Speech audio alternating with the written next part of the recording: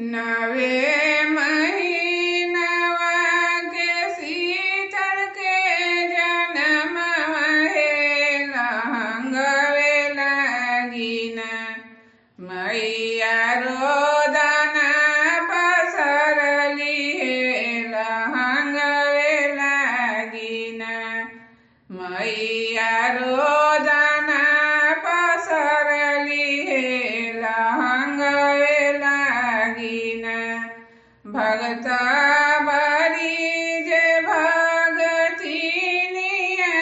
बरी जली है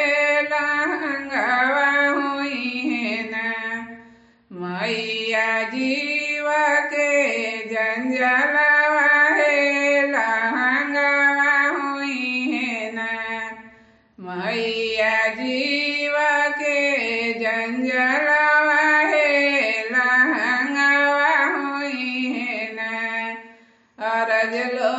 न मनली मैया बरी जलो न मनली है लहंगवा लागिन मैया रोदन पसरली है लहंगवे लागिन मैया रोदन पसरली है लहंगवे लागिन कवनी शहर से मैया के माथा मले मंगाई बोहे की कौनी शहर से न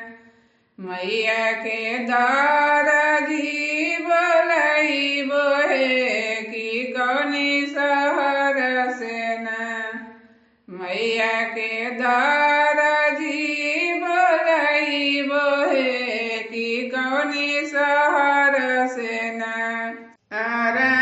शहर से मैया के माथा मले मंगाई बोहे की पटना शहर से न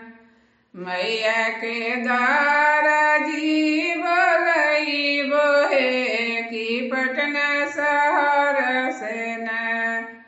मैया के दाराजी बोलाई बोहे की पटना शहर से न ऐसन लहंगवा तू सिहरे दरजिया हो कि बांधे बांधे न